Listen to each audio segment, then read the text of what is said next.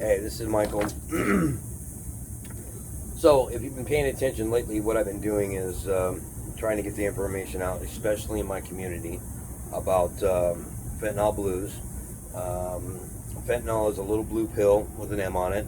They used to call them perks. Now, when I first started these, there was a friend of mine, well, a friend of my oldest daughter, who I hadn't seen in over 5 years because I just got done doing 5 years flat in the Arizona Department of Corrections for sales, which was bullshit. It wasn't sales. But I can talk to you about that later. Anyhow, um, I bought a couple pills off this guy, right?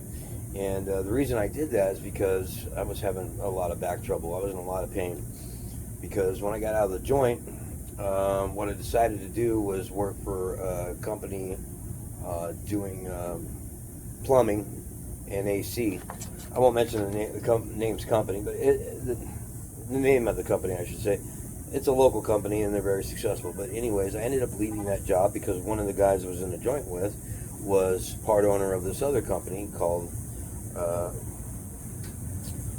Anyways, they're top of the yellow pages. I don't want to divulge the name, but anyhow, I was doing concrete waterproofing and repair. So I was on the jackhammer 12 hours a day sometimes, not just the 90 pounder, but the bush hammer.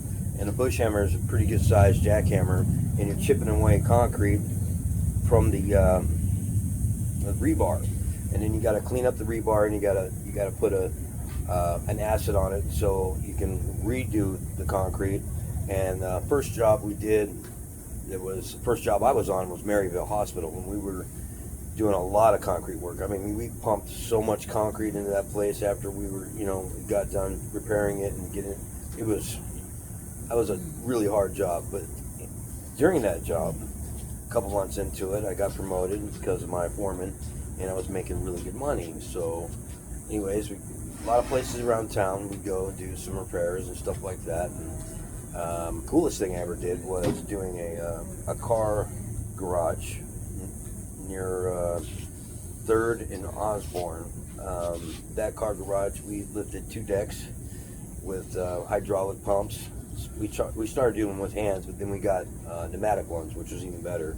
It's just, you got to be really careful because if you snap those beams, you've probably seen it. You're go to a car garage, look up, and you'll see these long beams. Well, these beams sit on top of pads that are about this big. Well, they get worn out because the cars on top are already do.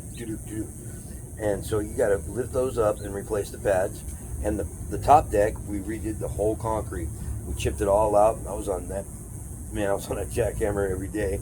So anyways, it was a good job. I was making really good money. I mean, decent money for a guy just out of the joint. And wow, sorry about that. Somebody just messaged me. I don't know if that interfered with the video or not. But anyways, so through that process, we got done with that job, and then all of a sudden, we were a week off. We got a week off. Boss didn't say nothing to us, didn't give us any information. I heard through the grapevine he was out there deep sea fishing, doing his thing, and I was pretty pissed off because I was still working week to week, or mouth to mouth, they say, you know what I mean, paycheck to paycheck. And the reason for that is I was supporting not just my family, but the families that we had in my house. And I was the breadwinner, but we all worked together to keep the bills up. I mean, rent alone was $1,300, and then we had cars and insurance and all that. I didn't, I helped them with that and did all the repairs and stuff like that. But anyways, I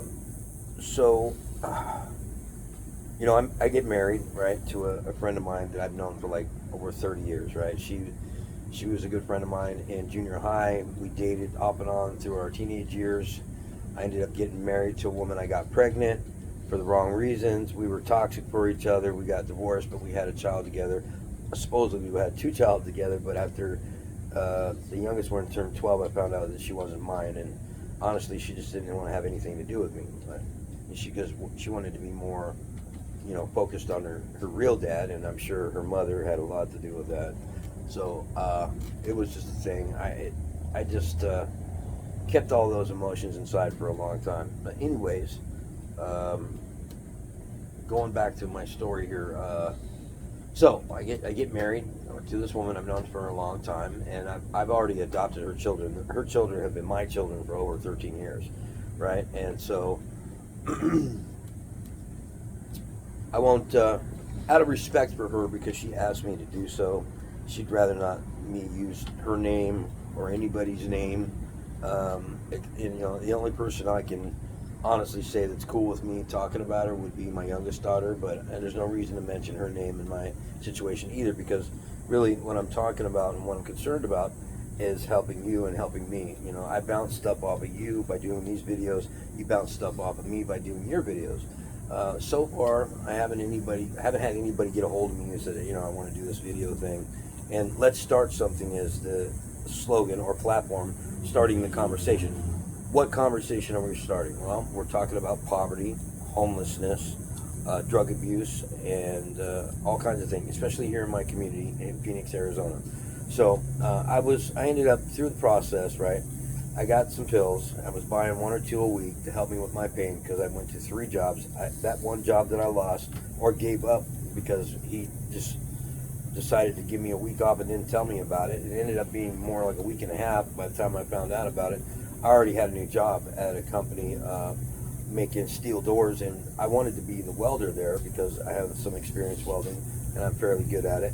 But they wanted to start me on the machine cutter, right? Where it's cutting out all the parts, prefabbing them, so the welders that they already had could put them together. Now, I was standing at that particular spot doing that job in the same spot 12 hours a day, except for breaks.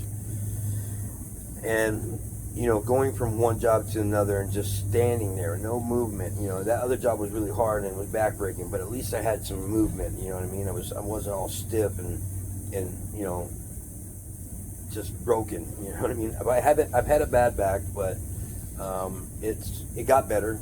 And the only thing that was bad before I got out of the joint was my sciatic nerves on both sides of my legs were acting up. Now, one of the things I was doing that probably wasn't too healthy is I was running 5 miles a day, 5 times a week, and then I would do my core, and that's 20 minutes of core, planks, sit-ups, all kinds of stuff like that. And then what I ended up doing after that was I would do my body part, whether it be my chest, my back, my shoulders, my legs. And the problem was I wasn't feeding it. I didn't have enough nutrition to feed that body for that purpose. So eventually, one day I woke up, I couldn't even get out of bed. And I was supposed to go for a 20-minute run that morning and go to work. Because I had a friend of mine that we started running together. He wanted to run with me and help him train to run. Now, I had to train myself to do these things because I was never a good runner when I was younger. I mean, I was fast, and still, if I get my legs fixed, I still hope to be fast.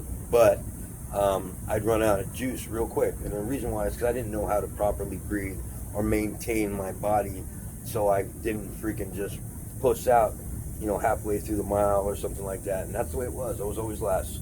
I was first until I got about halfway around, and then I had to stop and walk the rest of the way. So as I became an adult, I was hearing things like Oprah's running a marathon and all that. I was like, wait a minute. If that woman could do it, I could do it. So I started studying what I needed to do it, and I became really good at it. I could do about 5, 6, even 7 miles in an hour if I needed to. So that was really fun for me because I accomplished something that I didn't think I could accomplish, and I was doing it regularly. So, but when I got out of the joint, there was no room or time to exercise because I had to work, and I had my family to consider. I had my health to consider when we're talking about rehab, because I went to a place that was taking care of my needs and my rehabilitation. I'd been sober already for 5 years. I'd never gotten high except maybe for a few times in the joint early on when I first hit the high yard. The second time I was there, but I learned really quick that I didn't want anything to do with it because there's a lot of scumbags in the joint, if you can imagine. But there's a lot of good ones too, a lot of solid dudes like myself. Anyhow, so fast forward to what happened. Okay, so I married my wife, a friend of 30 years, right? And then things just weren't normal for me because there was something going on inside me that I didn't understand, and I pointed it out and figured it out later after this has all taken place. So getting high or being strung out on drugs normally happens because there's something bigger and deeper going on inside. Drugs are just a drugs are just a symptom, right? They're not really a a standout. When you're a kid, you're just fucking around, right? But when you get older and you don't need those things to play around with, but when you start them, they become a coping mechanism. They help you become numb, and so you don't have to think about your problems in life. The people you've lost, the people you don't talk to, all that. So I was doing blues for about maybe a month or so, right? And what happened after that is, I'm at work. This is my third job after the one that hurt my back on, the guy that gave me 2 pills. I haven't done that for a while. I actually ended up getting treatment going to a place called CBI here in Phoenix, Arizona. And I went through detox. I got to a group home, but then I got kicked out after 30 days because my insurance wasn't going to pay for it anymore. But already I had been doing methamphetamines because one of the guys that worked there was giving it to me, and then I was off and running. So by the time I was welcomed back home with my wife and kids, I had a problem. So I ended up continuing what I need to do to get better. I wasn't doing the meth anymore. I was doing Suboxone.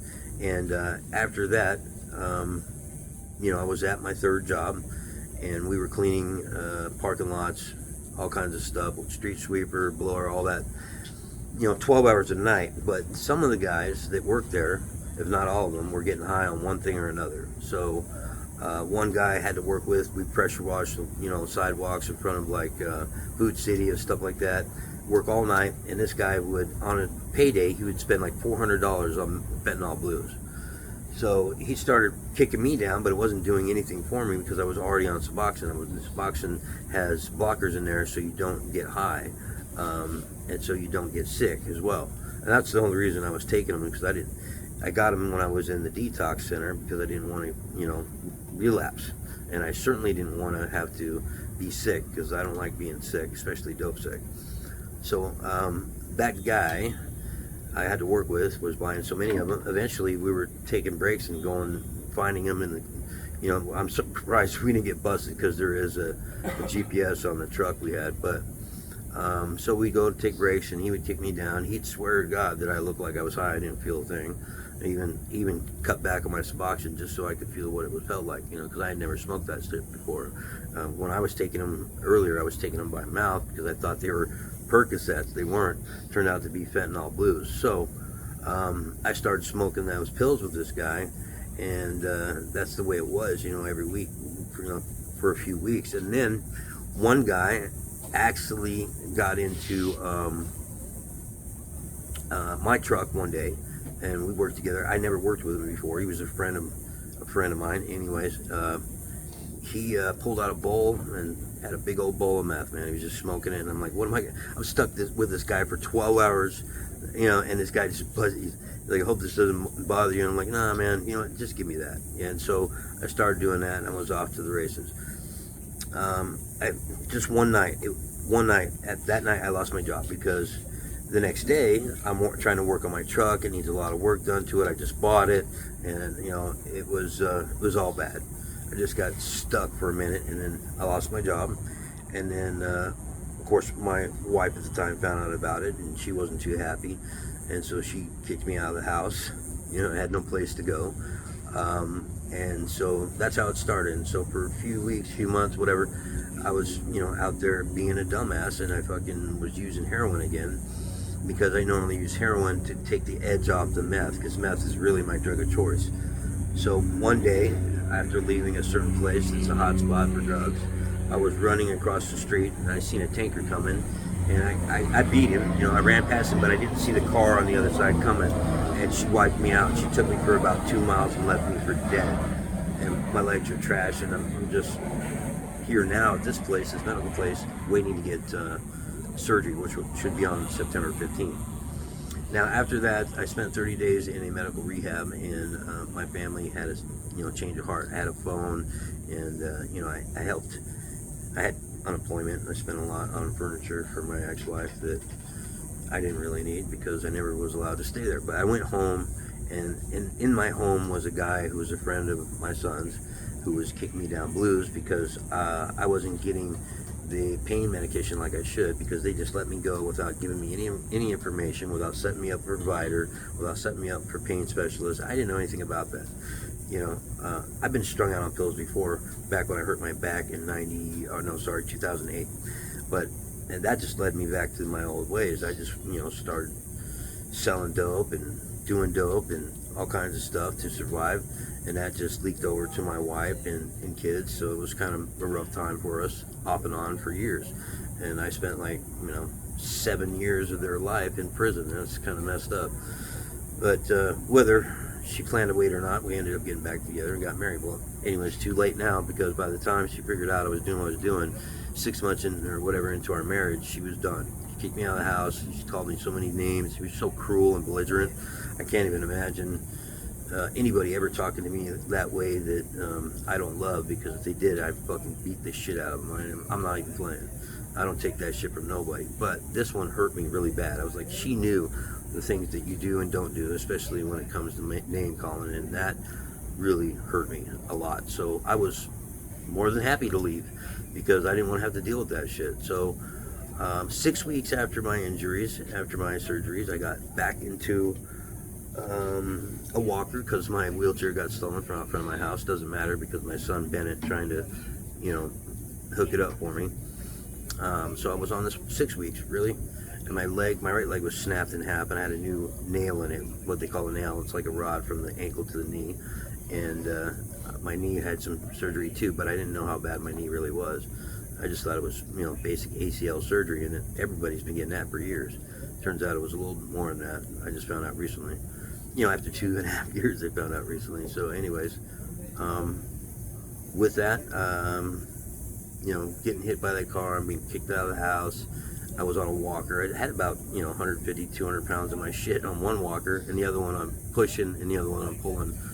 Made it up to Circle K around the corner, and just started doing my thing, man, trying to survive. So several times I tried to go back home. It's like, look, I'm sorry, I don't want anything to do with this, and I really didn't. It's not me, it's not who I am. I left that in the past a long time ago. I mean, I was almost 6 years clean when this happened. It was just a mistake, stupid decision by myself, and I own it. I fucked up, but it didn't matter to them, not in a way that says, hey, you know what, I'm going to stick by your side. We're going to get you help, and we're going to do whatever we got to do to get you off this shit and get you well. It was fuck you and fuck what you're going through. So that kind of made me bent for a while, and I ended up staying on the streets for about 2.5 years until I made it here. So once I made it here, I got clean. I've been clean for 4 months, and decided what my goal is to let's start something. We're trying to start the conversation about poverty, homelessness, and drug abuse. My focus is fentanyl blues. Nobody really knows how bad it is out there if you've not experienced it, but it's my belief by the year 2025 or 2030, everybody in the state will be touched by it one way or another, whether it be your kids, whether it be your husband, your wife, your grandma. It don't matter. I mean, because once you're out there on the streets, you'll see within 5 minutes somebody's going to offer you this drug, and it could be anywhere from a grade school kid to your grandma. I guarantee it. I've been through it, so I know. The problem is it's killing people, and it's killing children fast. I've known several people who have died from it. My daughter knows several people who died from it. There are several people here that had friends who died from it in a matter of months. Not over, 30 years of a habit. It's like in a matter of months, and sometimes in a matter of weeks. One time, and I've been, on painkillers, and I was doing pills already. I picked up a big sack from a guy, and I got into my hotel room, and I took 3 hits off that pill, and I was dead. A guy I knew all of about maybe 10 minutes that was in my room only because he had foil and I didn't, saved my life with Narcan. So I invited him into my room so I could have foil because I didn't have it. But he saved my life and I never saw him again. There was EMTs in there, people I didn't know. I'm like, get the hell out of my room. Get the fuck out of my room, because they're talking about cops and shit. No cops are going to come. I knew that. So shut my door, and next door neighbor that night gave me some meth, gave me a good needle, and that fixed me because I was really sick from that Narcan. And then I just spent the rest of the night smoking my shit and ended up back on the streets because they didn't want me to be there. Shortly after that, they stole all my money. I had about $3 grand. It was gone quick. So with that, you know, this pill is a killer, and that's my focus. But there's going to be a lot of people on Let's Start Something that's going to tell their story, whether they've been addicted, whether they've never been addicted, how this has already affected them, and where they're going to go with it. I intend to just keep doing what I'm doing in order to help people know that I care. So you can get a hold of me at michaelmerriman@onmail.com. You can also check out my YouTube, which is michaelmerriman0@gmail.com. Use Michael Merriman, and you'll see the guy with the little Chucky doll as a symbol. My videos, and this will help, you know, spread the word and give people the information they need in order to make this happen. So any support, any help I could get, I would appreciate that. I'm not really concerned about any kind of donations or money at this point, not until I get on my feet. I already have people that I'm going to partner with, and people who back me with plenty of cash. This has been a really good idea, and I'm really fortunate that I started it. Would have never happened if it hadn't been for my ex-wife and her evil ways, and the shit that she did to me and the way she treated me. I realized, you know what, people don't deserve that shit, and I'm not going to let anybody have to go through that if I can help it. So I know how bad this shit is. I know how bad it is to be on the streets. It's rough. Trust me, if I wasn't in this position, that's where I'd be, because I'm homeless. I don't have a house. So I pray and hope that anybody who needs it will get a hold of me. If you need to call me, I'm not going to give it out on my video, but think about it. I have a Facebook, right? All my information's on my Facebook. So if you take my time, or your time, and look, you'll figure it out. So with that being said, this is just a new video that I need to post. I hope I don't have any issues from it, because legally nobody's supposed to be walking behind me while I'm doing this, but it's all good. God bless you, and I hope you do have a wonderful week. Bye.